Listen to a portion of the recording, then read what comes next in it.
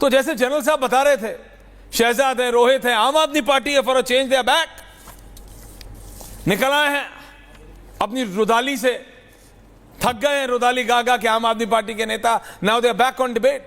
समाजवादी पार्टी है, पंकज जी है, कांग्रेस है। लेकिन पंकज जी ये कांग्रेस पार्टी का मैं कल भी समझना चाह रहा था। जगदीश जी का मेरे को समझ आता है, चलिए जो भी जीजा जी कहेंगे ठीक कहेंगे, वो आगे पीछे देखते नहीं है। यू तो एनालाइज, आप तो एनालाइज कहते हैं, आप तो एनालाइज करते हैं। आपको नहीं लग रहा कि Congress party is going a bit haywire, थोड़ा राइट लेफ्ट जा रही है?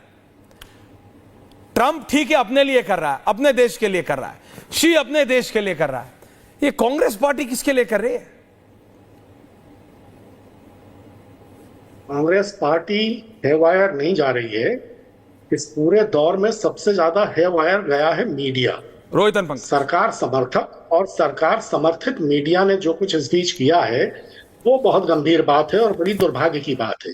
इतने गंभीर मसले पर अपने स्टूडियोज में वॉर वीडियो गेम्स प्ले किए, युद्धक विमान, ऐश्वर्य आपने देखा ना, स्टूडियो के आंगन में उड़ान भर रहे थे, उतर रहे थे, उड़ रहे थे। आतंक से चल रहे संजीदा संघर्ष को अपनी टीआरपी का तमाशा बना डाला मीडिया ने और मूर्खता के चरम पर पहुंचकर ऐलान करने शुरू कर दिए कि कराची नष्ट कर दिया, लाहौर पर कब्जा कर लिया, इस्लामाबाद पहुंच गए। गुजरात बनवाया ही बनवाया, पूरे देश का दुनिया भर में मजाक बनवाया। और एक मचकानापन देखा आपने कि एक महामना एंकर ने तुर्की में राहुल गांधी की कांग्रेस पार्टी का रजिस्टर्ड ऑफिस क्यों कर दिया। यहां तक कहा कई एंकरों ने कि भारत के विपक्ष से तो पाकिस्तान अच्छा है। अटल बिहारी वाजपेयी जी जब प्रधानमंत्री थे, उनके एक मुख्यमंत्री थे जिन्होंने राजधर्म का पालन नहीं किया, तो अटल जी बड़े दुखी हुए और उन्होंने एक कविता लिखी थी उस समय, बेनकाब चेहरे हैं, दाग बड़े गहरे हैं, तिलिस्म, आज सच से भय खाता हूं, आज सच से भय खाता हूं। और अटल जी की इस कविता के करीब 2 दशक बाद उनके जो नकली वंशजों की सरकार पिछले 11 साल से चल रही है, उसका भी यही हाल है। पंकज जी, कौन असली है कौन नकली है? बड़े गहरे हैं। पंकज जी प्लीज एनालाइज, कौन असली है कौन नकली है? वो आप कैसे जज करेंगे, मैं कैसे जज करूंगा? वो तो देश की जनता तय करेगी।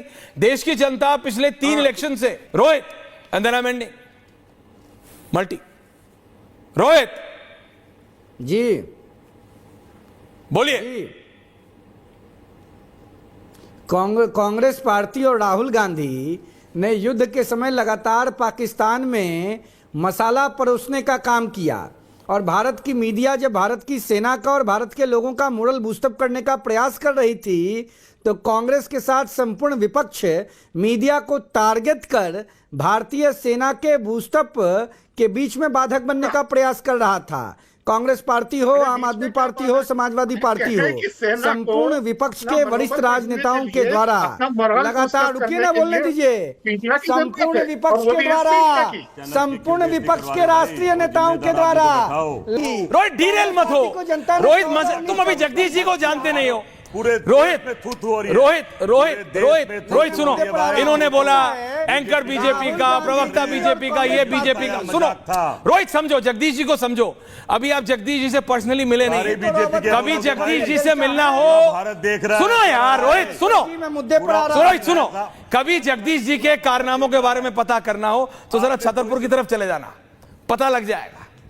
क्यों रोहित जी, जगदीश जी गलत तो नहीं कह रहा? हमारे कान में दमदार मिलेंगे। अरे आपके सफेद शर्ट, सफेद जूते, सिपाही हैं, सफेद गाड़ियों के काफिले मशहूर है, मशहूर है। जगदीश जी समझो, जगदीश जी समझो, राहुल गांधी के सिपाही, पंकज जी समझ गए, मुस्कुरा रहे हैं क्योंकि वो कांग्रेस पार्टी को जानते हैं, वो आपको भी जानते हैं। मेरी बात समझो। पंकज जी ने क्योंकि अटल जी की एक कविता सुनाई, तो दूसरी भी कविता है उनकी जी कि हिंदू तन मन, हिंदू जीवन, हिंदू रग रग मेरा परिचय।